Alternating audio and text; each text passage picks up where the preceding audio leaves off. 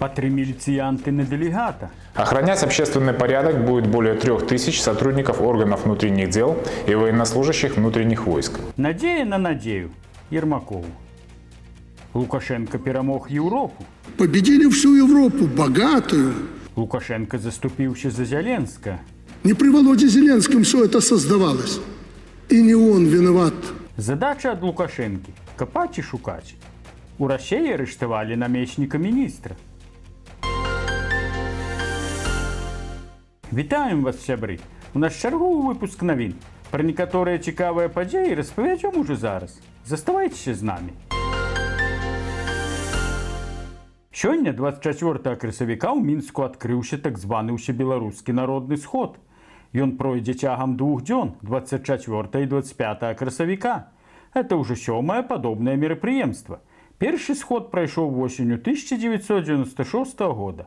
Сёлетні сход пройдзе ў новым статусе. Калі раней рашэнні сходаў насілі характар рэкамендацый, то сёлета яго рашэнні будуць абавязковыя для выканання. Усяго ва УНС прыме ўдзел 1165 дэлегатаў, а ахоўваць іх будзе больш за 3000 міліцыянтаў, па 3 на 1, каб нават волос з головы не упал. Охранять общественный порядок будет более 3000 сотрудников органов внутренних дел и военнослужащих внутренних войск.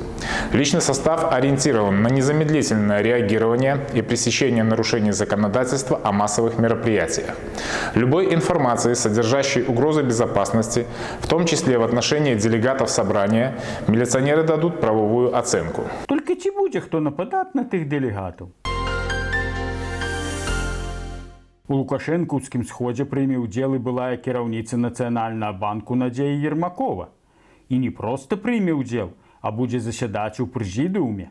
Туды яе вылучылі ад Беларускага саюзу жанчын. Да гэтага Надзея Ермакова, якой зараз 71 год, амаль не з'яўлялася ў публічнай прасторы. У свой час яна працавала на Шклоўшчыне, дзе і пазнаёмілася з Александром Лукашэнкам, калі ён яшчэ быў дырэктарам Саўгаса.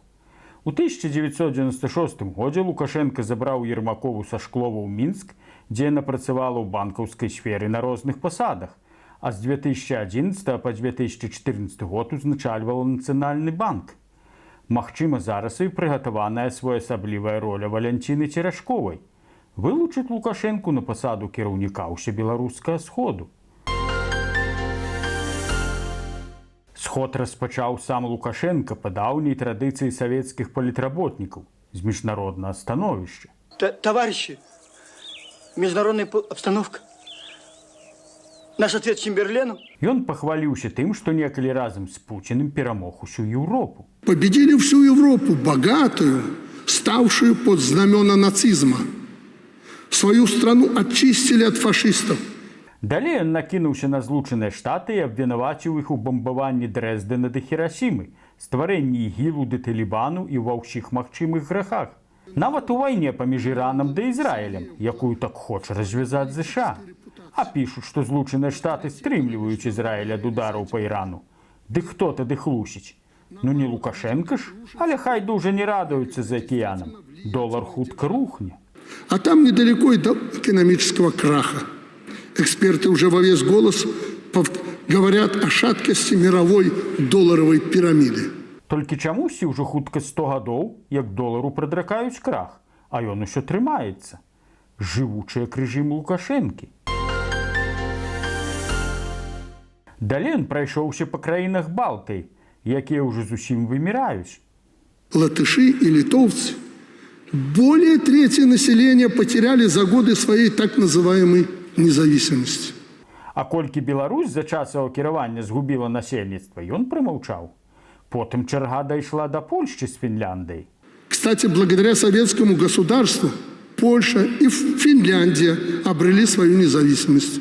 Няўдзячная. Савецкая ўлада падаравала ім незалежнасць пад Варшавай у 1920 годзе, 17 верасня 1939 года, да зімой 1939-1940 у Фінляндыі. Потым чарга дайшла і да Украіны. Ён абвінаваціў усіх украінскіх прэзідэнтаў у раскраданні краіны, затое заступіўся за Зеленскага. И в Украине не при Володе Зеленском все это создавалось. И не он виноват один в том, что происходит. Про далейшую прамову Лукашэнкі мы сказаць не паспяваем, распавядзём у наступным выпуску. Тады ж падвядзём і вынікі яго сходу. Пры прызначэнні Сергея Масляка новым міністрам прыродных рэсурсаў і аховы навакольнага асяроддзя Лукашенко паставіў яму задачу капаць і шукаць. Што шукаць? Ды нафту, вядома. Ну не можа Лукашенко паверыць, што яе ў Беларусі немагчыма знайсці. Калі на ўгнаенні знайшлі, трэба шукаць і нафту. Шкада, што тэхналогіі пакуль не дазваляюць падкапацца на іншы бок зямлі. А ў бліжэйшых суседзяў блізка ад мяжы нафты няма. А ў Расіі сталі капаць пад намечніка міністра абароны Цімура Іванова. Дарэчы, ужо былога намечніка. Афіцыйна паведамляецца, што за хабар памерам 1 000 000 расійскіх рублёў.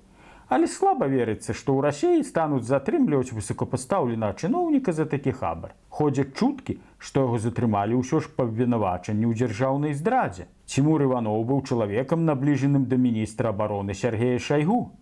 Дык можа, это такая своеасаблівая чорная метка для непатапляльнага міністра. 24 красавіка 80-гадовы юбілей адзначае легендарны беларускі палітык, археолог, грамадскі дзеяч, мастацтвазнаўства, пісьменнік і фатограф Зянон Пазняк. Віншуем Зянона Станіславіча з юбілеем і жадаем яму моцнага здароўя і поспехаў у працы на карысць Беларусі. Можна па-рознаму ставіцца да яго асобы, але яго роля ў здабыцці незалежнасці ў Беларусі ў 90-х гадах бясспрэчная. На прэзідэнцкіх выбарах 1994 года Зянон Пазняк заняў 3-е месца. Але гэта па краіне. Былі раёны і асобныя ўчасткі, дзе ён быў на 1-м месцы. На выбарах 1994 года я з'яўляўся сябрам выбарчай камісіі. Дык у нас на ўчастку ў вёсцы Дзеркаўшчына на Глыбочыне Зянон Пазняк набраў больш за 51% галасоў. Але, на жаль, Беларусь тады выбрала маладого папулісту Лукашэнку. За што зараз і плацяць высокую цану. 24 красавіка дзень нараджэння адзначае і Марыя Калеснікава. На вялікі жаль, ужо 4-й дзень народзінаў яна адзначае за кратамі. Марыя была выкрадзена 7 верасня 2020 года разам з Антонам Раднянковым і Іванам Краўцовым. Яна была гвалтоўна прывезеная на беларуска-украінскую мяжу для таго, каб выгнаць яе з Беларусі. Але на памежным пераходзе яна парвала свой пашпарт і, выскачыўшы з аўтамабіля, вярнулася ў Беларусь. Яна асуджаная на 11 гадоў калоніі. Родныя і блізкія не маюць сувязі з ёй больш за год. Вось што сказала Святлана Ціхановская. Калі рэжым з жанчынамі не ваюе, то як так атрымліваецца, што ўжо 4-й год Маша сустракае гэты дзень за кратамі? Што гэта, калі не вайна? Мы віншуем мужную Марыю Калеснікаву і жадаем ёй найперш хутчэйшае вызваленне, як і тысячам іншых палітвязняў. Напрыканцы звяртаемся да беларусаў Варшавы з заклікам прыняць удзел у акцыі «Чарнобыльскі шлях-2024». Акцыя пройдзе пад лозунгам «Не ядзернай зброі ў Беларусі». Пачатак акцыі ў 17:30 каля помніка Мікалаю Каперніку.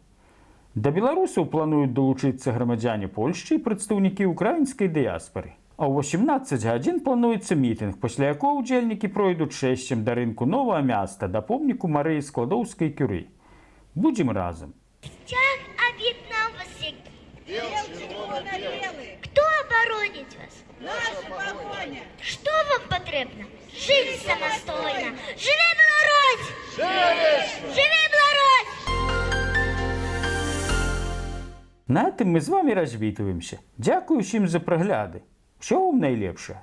Калі для вас это бяспечна, подписывайтесь на наш канал, ставьте лайки, дзяліцеся этим відэа з сябрамі. Калі ж не, просто глядзіце і распавядайце сваім знаёмым. Па тэхнічных прычынах зараз нельга пакідаць каментары, але спадзяёмся, эта праблема хутка вырашыцца. Жыве Беларусь! Слава Украіне!